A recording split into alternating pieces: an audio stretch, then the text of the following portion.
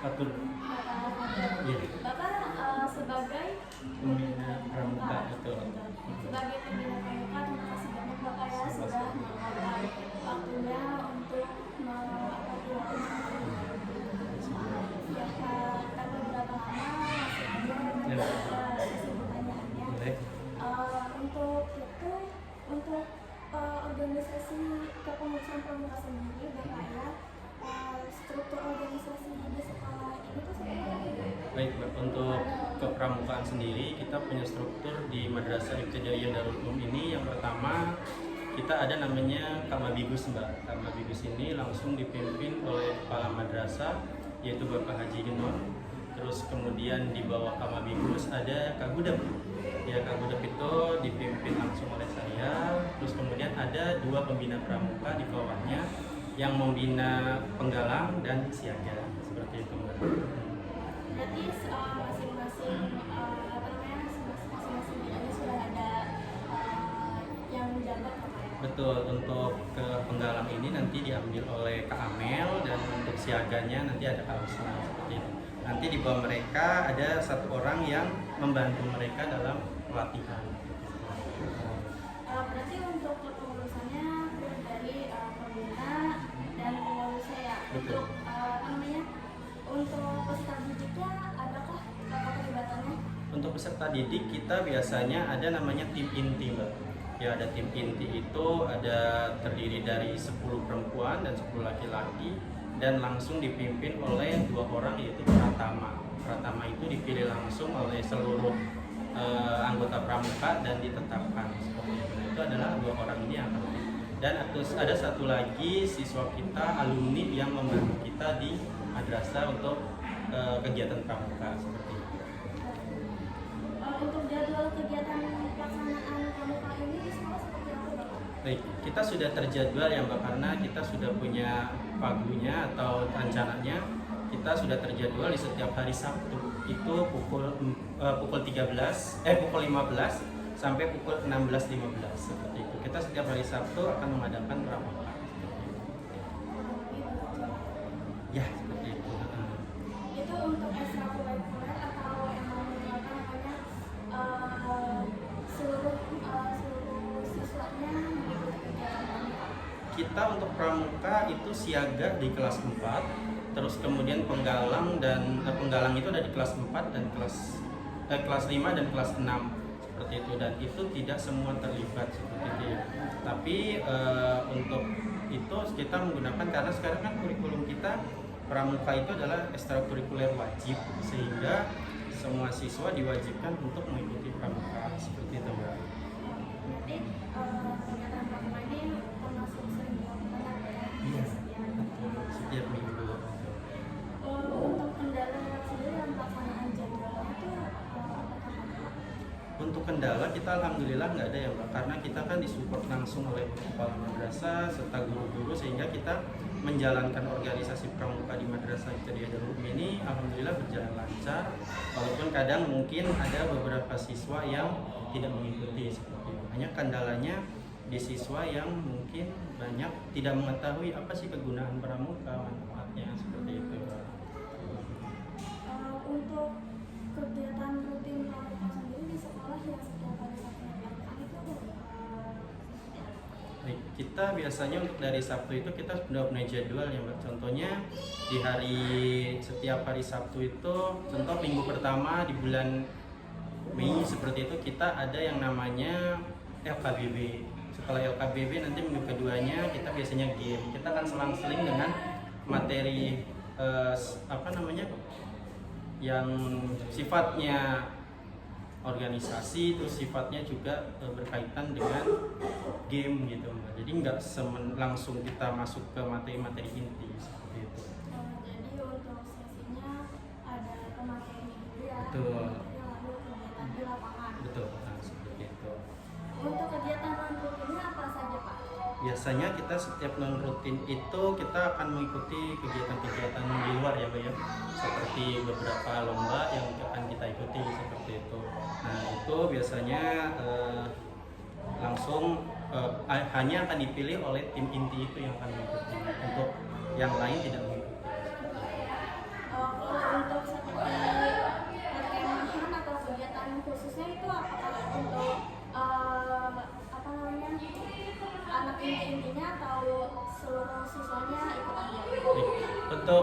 perkemahan biasanya kita ada di bulan Desember, itu semua ikut Mbak. Dari kelas 4, 5, 6 itu ikut. Tapi nanti ada juga perkemahan yang sifatnya lomba, itu biasanya hanya tim inti yang dilibatkan seperti itu. Untuk masyarakat Bukaya, untuk kegiatan lainnya mungkin yang dari sekolah adakan nih, adakah seperti itu? Kita hanya biasanya perkemahan Sabtu Minggu ya yang diadakan di bulan Desember seperti itu. Ya, jadi untuk yang lainnya mungkin kita belum. Tapi ini udah termasuk bagus ya Pak ya. Iya, karena ini kegiatan rutin ya Mbak, yang kita lakukan di setiap tahun seperti itu. Untuk sarana prasarananya sendiri yang digunakan untuk menunjang kegiatan pramuka itu apa aja Pak?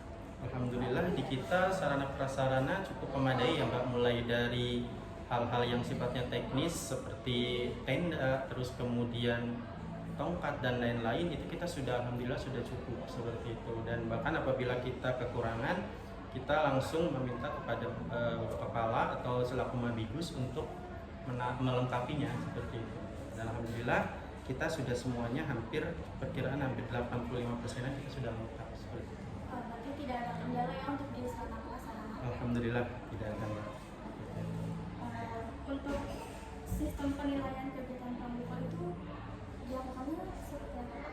Baik, untuk sistem penilaian itu biasanya kita serahkan kepada pembina ya, Mbak. Nah, mereka mempunyai yang namanya sistem penilaian, baik itu dari segi karakter siswa, terus kemudian tingkat kecakapan, dan juga ada beberapa yang mungkin yang hanya tahu dari pembinanya seperti itu. Nah, itu penilaian-penilaian itu digunakan untuk naik ke tingkatan yang lebih tinggi seperti itu Mbak. Contohnya mungkin dari dari siaga nanti akan naik ke penggalan seperti itu Mbak. Ya, untuk penilaiannya seperti itu.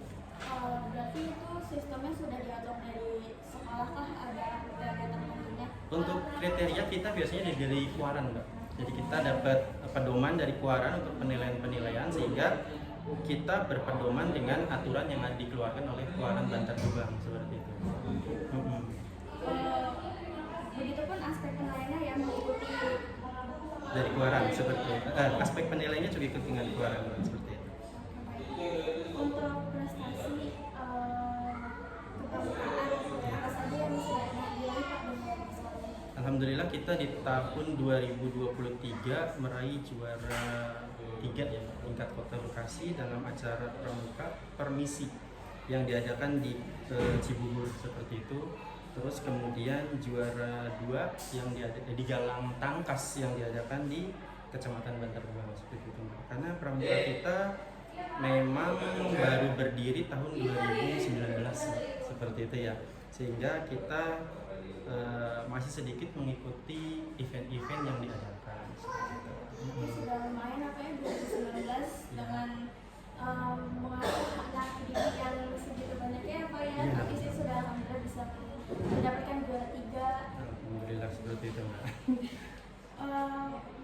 Upaya yang dilakukan untuk meningkatkan prestasi anggota kepramukaan itu seperti apa Pak?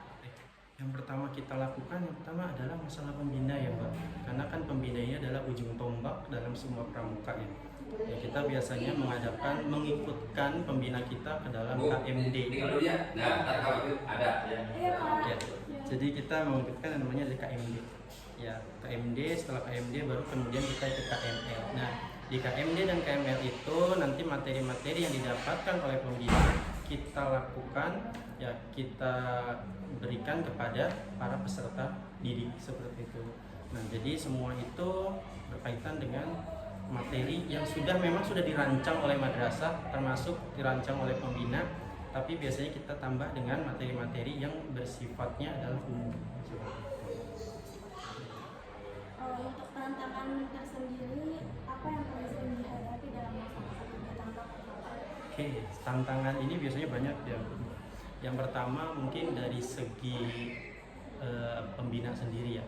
Pembina ini kan biasanya harus benar-benar disupport oleh Kamabikus seperti itu. Terus kemudian yang kedua, peserta didik atau anggota pramukanya sendiri, kalau di kelas 6 apalagi sekarang sudah mau masuk masa-masa akhir, biasanya mereka tidak mengikuti pramuka seperti tantangannya. Yang kedua adalah materi yang kadang tidak terserap dengan baik oleh para anggota pramuka seperti itu. Nah, tadi apa ya, seperti yang Bapak bilang, Bapak kan namanya kan seperti anak yang kelasnya Ya, seperti betul. itu ya. Itu kan tadi kan tentang kepelatihan ini ya, apa inti anggota inti gitu Betul, ya. betul. Untuk itu adakah upaya yang Bapak lakukan dari tantangan ini? Baik, yang pertama saya lakukan adalah kita biasanya berdiskusi apa yang terbaik gitu ya. Jadi kita mencari jalan keluar, semua pembina kita kumpulkan, termasuk di dalamnya kita libatkan tim inti yang tadi 20 orang tersebut. Nah, mereka akan membantu mencari apa sih yang harus dilakukan seperti itu. Contohnya sekarang kita mengalami yang namanya kekurangan tim inti seperti ya, karena kan tim inti kita sudah mau keluar dan kita akan masuk ke tim inti baru. Nah, kekurangannya apa? Yang pertama adalah biasanya kita mencari tim inti itu sulit karena banyak siswa kita yang enggan ikut eskul pramuka. Itu ya tantangan yang pertama. Nah, caranya gimana? Biasanya kita mengadakan lomba-lomba yang sifatnya tidak wajib. Ya, di kegiatan pramuka tersebut kita adakan lomba kecil, game kecil seperti itu. Nah, kita akan cari. Contoh halnya kita biasanya gamenya adalah LKBB. LKBB yang sifatnya hanya sederhana seperti itu ya. Dan nanti akan mendapatkan hadiah. Contohnya mungkin hadiah-hadiah kecil dari kita ya, seperti nanti ada sertifikat seperti itu. Nah, itu akan menumbuhkan keinginan peserta kita untuk ikut pramuka seperti itu.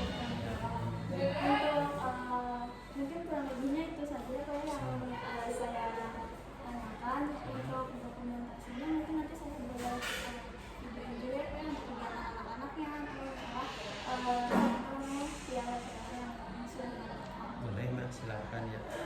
Nanti bisa mungkin karena kita kegiatan pramuka itu kan sore ya. Boleh nanti pramuka, dan karena hari ini kita ada pemilihan pratama.